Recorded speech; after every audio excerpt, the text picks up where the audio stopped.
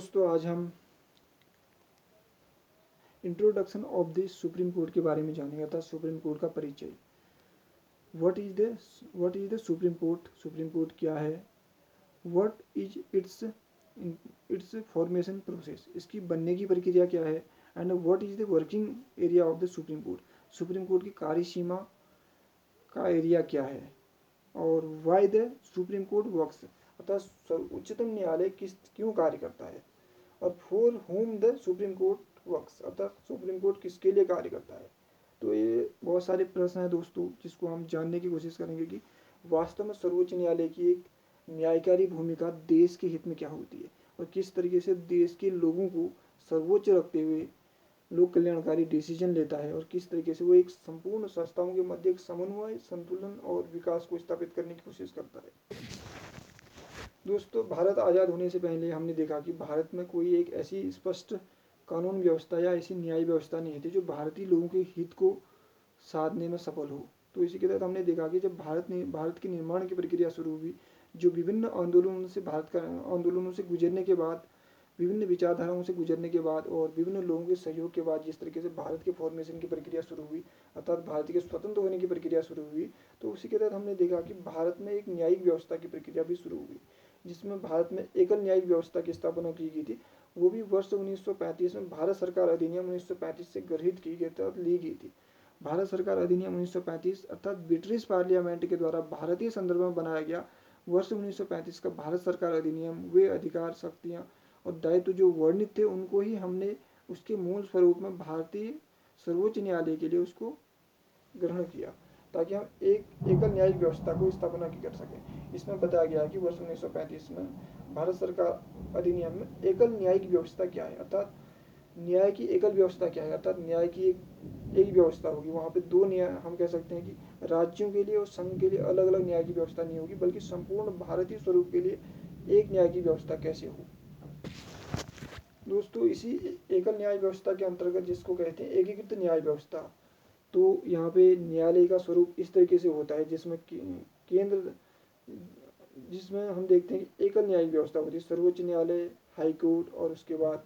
जिला कोर्ट, उसके बाद मुंसिफ अदालत, अर्थात एक हमने न्याय का एक क्रम बनाया हुआ है, जिसमें क्या होता है, व्यक्ति मुंसिफ अदालत, जिला अदालत, उसके बाद राज्य अदालत, जिसमें हम हाई कोर्ट बोलते हैं, उसके बाद सुप्रीम कोर्ट। इस तरीके से वो क्या करेगा, एक न्याय की व्यवस्था में न्याय को प्राप्त करेगा, अर्थात उसकी जो अपीलीय क्षेत्राधिकार होगा वो निम्न स्तर से उच्च स्तर की तरफ होगा, न कि उच्च स्तर से निम्न स्तर की तरफ। क्योंकि हमने न्यायिक व्यवस्था को इस तरीके से बनाया है कि व्यक्ति को अगर उस व्यक्ति के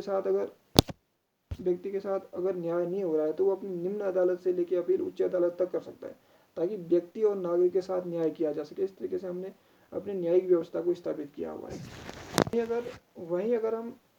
अमेरिका की न्यायिक व्यवस्था को देखें तो वहाँ पे दोहरी न्यायिक व्यवस्था, अर्थात वहाँ पे द्वैध न्यायिक व्यवस्था चलती है, अर्थात वहाँ पे केंद्र द्वारा निर्मित संसदीय विधियाँ न्यायालय के लिए और राज्य विधानमंडल द्वारा निर्मित विधियाँ, अर्थात वहाँ पे दोहरी न्यायिक व्यवस्था है, जो केंद्र में संघ का कानून लागू होगा और राज्य में राज्य का कानून लागू होगा। लेकिन भारतीय न्यायिक व्यवस्था में ऐसा नहीं है। भारत में एक संसदीय व्यवस्था है जिसके तहत संपूर्ण देश के लिए कानून बनाया जाएगा, और जो अगर हम राज्य में विधानमंडल है तो वो राज्य के लिए कानून बनाया जा रहा है। वो हमारी एक हम कह सकते हैं कि को फेडरलिज्म की पॉलिसी है जी, संघवाद की भावना, जिसके अंतर्गत राज्य विधायिका में राज्य के हितों के लिए कानून बनाया जाएगा, संसदीय व्यवस्था में संपूर्ण देश के लोगों के लिए विधान बनाए जाएंगे। ये हमारी एक हरी व्यवस्था को दर्शाता है, और यही हमारी एक तरीके से एक हरी नागरिकता को भी दर्शाता है। और उसके बाद हम देखते हैं कि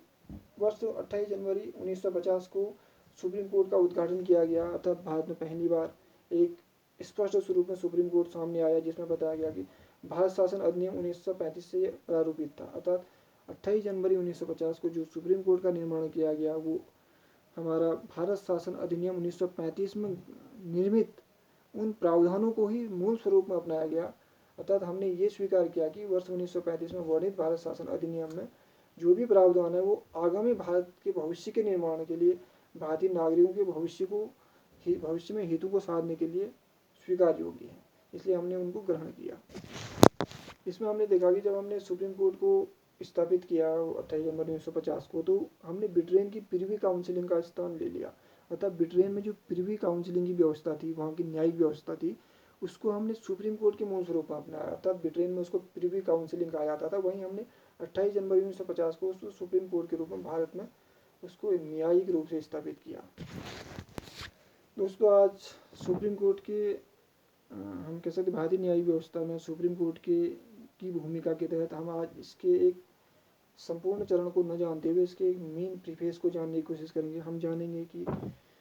इसमें क्या क्या चीज़ें होती हैं, अर्थात इसकी विशेषताएं क्या क्या हैं, जिसमें अपील का सर्वोच्च न्यायालय, सुप्रीम कोर्ट जो है अपील करने के लिए सर्वोच्च न्यायालय, अर्थात नागरिक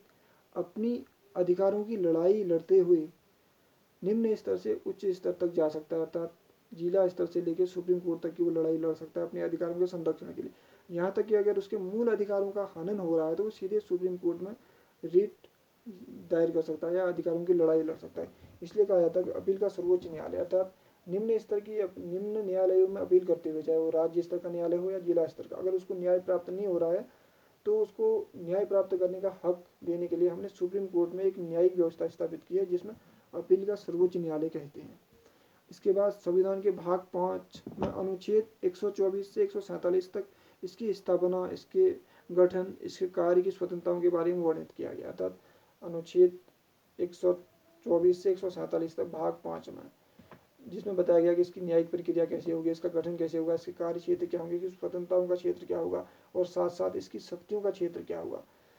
और अगर कभी जरूरत पड़ी तो संसद विधि विनियमन द्वारा अभी अपनी शक्तियों का प्रयोग करते हुए सुप्रीम कोर्ट का रिफॉर्मेशन कर सकती है, और वो भी भारतीय नागरिकों के हितों को साधते हुए, भारतीय नागरिकों के हितों को प्राथमिकता देते हुए। तो इस तरीके से हम देखते हैं कि भारतीय न्यायिक व्यवस्था में अगर कोई परिवर्तन लाना है और वो भी विशेष बहुमत के माध्यम से, तो उसमें कहीं ना कहीं नागरिक के हितों को सर्वोच्च प्राथमिकता दी जाएगी, अर्थात नागरिकों के हितों को दरकिनार नहीं किया जा सकता है, क्योंकि नागरिक के हित सर्वोच्च हैं। किसी भी व्यवस्था में बने रहने के लिए या किसी भी व्यवस्था को स्वयं में सुधार लाने के लिए नागरिक के हितों के साथ खिलवाड़ करने की कोई इजाज़त नहीं होती, क्योंकि लोकतंत्र है और लोकतंत्र की पहली प्राथमिकता ये होती है कि नागरिक को नागरिक बने रहने दिया जाए, अर्थात नागरिक के साथ खिलवाड़ ना किया जाए। नागरिक से खिलवाड़ करने का तात्पर्य है कि अगर कोई संस्था नागरिक के अधिकारों का हनन करती है या उसमें कोई प्रतिकूलित प्रभाव स्थापित करती है, तो सर्वोच्च न्यायालय, हाई कोर्ट उसमें इंटरफेयर करने की क्षमता रखते हैं। दोस्तों इसके बाद देखेंगे कि सुप्रीम न्यायाधीशों की नियुक्ति की प्रक्रिया क्या होती है, अर्थात सुप्रीम कोर्ट के न्यायाधीशों की नियुक्ति राष्ट्रपति करता है। सुप्रीम कोर्ट के जो न्यायाधीश होते हैं उनकी नियुक्ति राष्ट्रपति करता है, तथा सुप्रीम कोर्ट के मुख्य न्यायाधीश की नियुक्ति राष्ट्रपति अन्य न्यायाधीशों एवं उच्च न्यायालय के न्यायाधीशों के सलाह एवं परामर्श के बाद करता है। मुख्य न्यायाधीशों के अतिरिक्त नियुक्ति उसका परामर्श आवश्यक है, अतः मुख्य न्यायाधीश की जब नियुक्ति राष्ट्रपति के द्वारा की जाती है, जब अन्य न्यायाधीशों की नियुक्ति करने की बात आती है तो उसमें मुख्य न्यायाधीश का परामर्श एवं सलाह भी आवश्यक है, और साथ ही राज्य उच्च न्यायालयों के न्यायाधीशों की जिनकी आवश्यकता महसूस की जाए उनके सलाह एवं परामर्श भी आवश्यक है। तो इसका तात्पर्य यह है कि राष्ट्रपति सर्वोच्च न्यायालय के मुख्य न्यायाधीश की नियुक्ति करता है, और अन्य न्यायाधीशों की, सर्वोच्च न्यायालय के अन्य न्यायाधीशों की नियुक्ति मुख्य न्यायाधीश की परामर्श विचार विमर्श के साथ साथ राज्य उच्च न्यायालयों के न्यायाधीशों जो जरूरत हो जिनकी या जिनकी आवश्यकता महसूस हो के परामर्श की बात की जा सकती है। अर्थात हमारी न्यायिक व्यवस्था में किसी भी लोकतांत्रिक पद में रहते हुए किसी भी नागरिक को, चाहे वो राष्ट्रपति हो, प्रधानमंत्री हो, यहाँ की मुख्य न्यायाधीश हो, को स्वेच्छापूर्वक निर्णय लेने का, या हम कह सकते हैं मनमाने ढंग से निर्णय लेने की आज्ञा नहीं दी जाती है। यहाँ पे भी सर्वोच्च न्यायालय के न्यायाधीशों की नियुक्ति में जहाँ राष्ट्रपति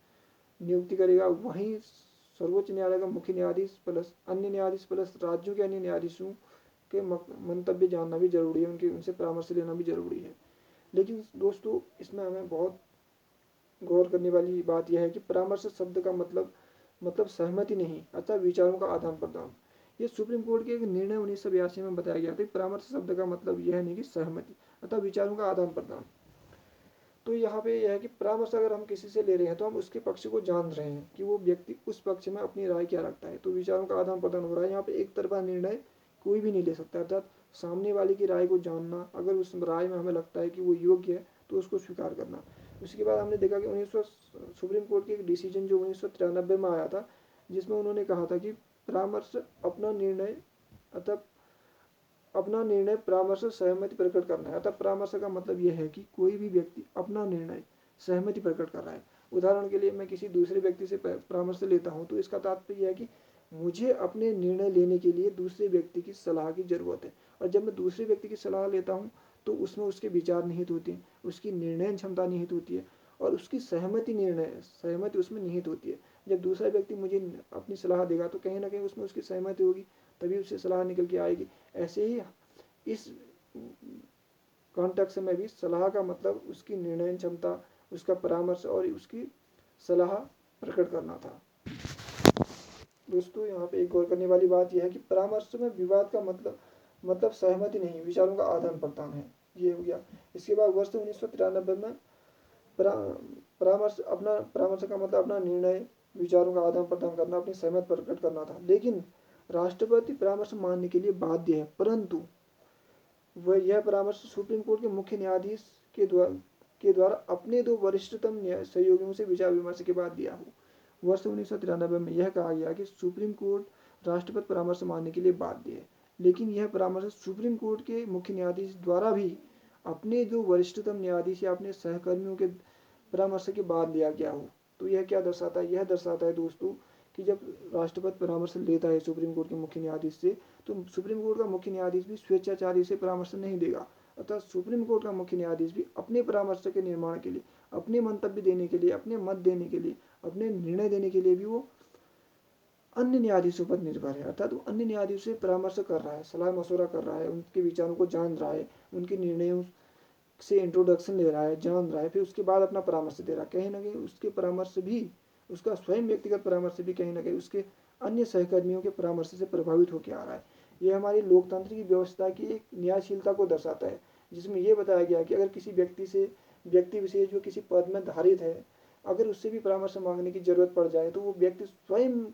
अपने परामर्श के प्रति संप्रभु नहीं है, अर्थात उसका परामर्श भी किसी अन्य के परामर्श से प्रेरित होकर आएगा, ताकि हम एक लोकतांत्रिक व्यवस्था में एक संपूर्णता को, सभी लोगों के विचारों को एक संपूर्णता दे सके, सभी लोगों के विचारों को, उनकी बौद्धिक क्षमताओं को, उनके मतों को एक बहुसंख्यक आधार पर प्रतिनिधित्व दे सके। ये इसमें परामर्श का रियल, हम कह सकते हैं, नेचर है। तो इसके बाद हमने देखा कि राष्ट्रपति परामर्श मानने के लिए बाध्य है, परंतु यह परामर्श सुप्रीम कोर्ट के मुख्य न्यायाधीश के द्वारा दो अन्य न्यायाधीशों के परामर्श के बाद दिया गया हो। अर्थात सुप्रीम कोर्ट स्वयं के परामर्श पर निर्भर नहीं है, वो भी दूसरे अन्य सहकर्मियों न्यायाधीशों से परामर्श लेता है। इसके बाद फिर हमने देखा वर्ष 1998 में परामर्श प्रक्रिया में मुख्य न्यायाधीश द्वारा बहुसंख्यक न्यायाधीशों की विचार प्रक्रिया के तहत माना जाएगा। अर्थात दोस्तों, जब परामर्श हम सुप्रीम कोर्ट के मुख्य न्यायाधीश से राष्ट्रपति लेता है तो इसमें सुप्रीम कोर्ट का मुख्य न्यायाधीश भी जब किसी अपने अन्य सहकर्मी न्यायाधीशों से परामर्श लेगा तो वो बहुसंख्या पर निर्भर करेगा। अर्थात वहाँ पे हम मेजोरिटी को प्रधानता दे रहे हैं, अर्थात परामर्श के पीछे भी मेजोरिटी काम कर रही है। ये हमारी एक लोकतंत्र की आदर्श स्वरूप को दर्शाता है, लोकतंत्र के विकासात्मक स्वरूप को दर्शाता है, जिसमें हम जब किसी न्यायिक प्रक्रिया के तहत किसी न्यायाधीश से भी परामर्श ले रहे हैं तो न्यायाधीश स्वयं स्वेच्छाचारी होकर परामर्श ना दे, वरन वह परामर्श वो अपने सहकर्मियों न्यायाधीशों के विचारों को, उनके मंतव्य को, उनकी बौद्धिक क्षमता को, उनके निर्णय क्षमता को जानते हुए परामर्श दे, ताकि परामर्श के पीछे भी हम एक लोकतांत्रिक प्रतिनिधित्व को प्रदर्शित कर सके, जो कि एक न्यायाधीशों का लोकतांत्रिक प्रतिनिधित्व को दिखाता है। इस तरीके से ये विचार प्रक्रिया के तहत माना जाएगा। और परामर्श में भी न्यायिक बहुसंख्या का प्रतिनिधित्व छुपा हुआ है, यहाँ पे न्यायिक प्रतिनिधित्व छुपा हुआ है। कहीं ना कहीं ये हमारी लोकतांत्रिक प्रतिनिधित्व को ही दर्शाता है, क्योंकि जो भी न्यायाधीश होता है वो स्वयं का न्यायाधीश नहीं होता है, बल्कि वो लोकतांत्रिक प्रक्रिया के तहत लोगों का न्यायाधीश होता है, जनतंत्र का न्यायाधीश होता है। तो इसी जनतंत्रीकरण या लोकतंत्रीकरण के तहत हम देखते हैं कि उसके जो परामर्श की प्रक्रिया है वो चयन के लोकतंत्रीकरण का प्रवेश है, अर्थात जो बहुसंख्या पर निर्भर करता है। अर्थात उसकी परामर्श के प्रोसेस में भी लोकतंत्रीकरण छुपा हुआ है, लोकतंत्र का मत छुपा हुआ है, और साथ साथ ही सर्वोच्चता, लोकतंत्र की सर्वोच्चता छुपी हुई है, जहाँ पे हम हर व्यक्ति के, हर वर्ग के मत को जान रहे हैं, उसके बाद निर्णय ले रहे हैं, और हम इस निर्णय पे पहुंच रहे हैं कि वो निर्णय किसी वर्ग विशेष, किसी अल्पसंख्यक विशेष या किसी बहुसंख्यक विशेष के अधिकारों का हनन ना करे, उसको क्षति ना पहुंचाए। क्योंकि हमारी जो न्यायिक व्यवस्था है दोस्तों, वो संपूर्ण देश के स्वरूप को निर्मित करती है। संपूर्ण देश की जो विभिन्न संस्थाएं हैं, चाहे वो हमारी राज्य विधानमंडल हो, संसद हो, या अन्य हम कह सकते हैं सरकारी और गैर सरकारी जो भी संस्थाएं हैं, उनका जो भी रेगुलेशन हमारे कानून के द्वारा होता है, उस कानून के ऊपर वो प्रभावी रूप से सुपरविजन करता है। तो यहाँ पे देख सकते हैं सुप्रीम कोर्ट कितनी बड़ी संस्था है, जिसको हम कह सकते हैं कि भारतीय संविधान का गार्जियन, अर्थात guardian of the Indian constitution. क्यों कहा गया है? इसीलिए कहा गया कि इंडियन कॉन्स्टिट्यूशन में निहित वो मूलभूत अवधारणा है जो भारतीय संविधान की प्रस्तावना में निहित है। चाहे वो हम भारतीय संविधान की प्रस्तावना के साथ साथ हम कह सकते हैं कि जो मूलभूत संरचनाएं हैं, जो संविधान की आवश्यकता भी थी, उनका संरक्षण वो कर रहा है। तो इसलिए उसकी बहुत महत्वपूर्ण भूमिका हो जाती है कि वो अपने एक एक निर्णय के पीछे, एक एक मत के पीछे किस तरीके से वो स्वयं का भी सुपरविजन करे, यहाँ तक कि किसी अन्य निर्णय जो दूसरों से लेके स्वयं के मत में समाहित किया जाना है उसका भी सुपरविजन करे। तो इस तरीके से हमारे जो supervision of the filtration policy है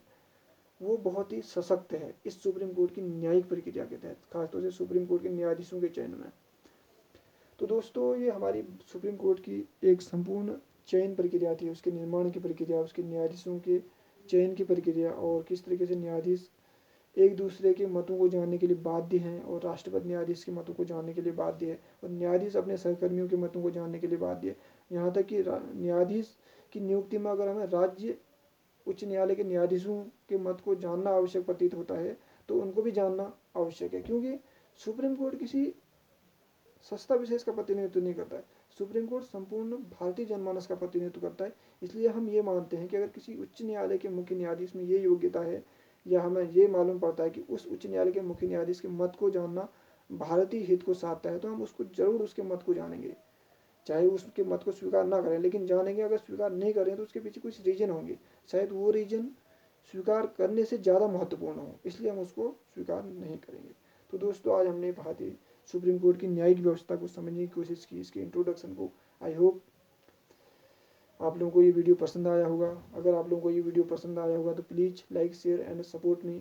also subscribe it. Thank you very much.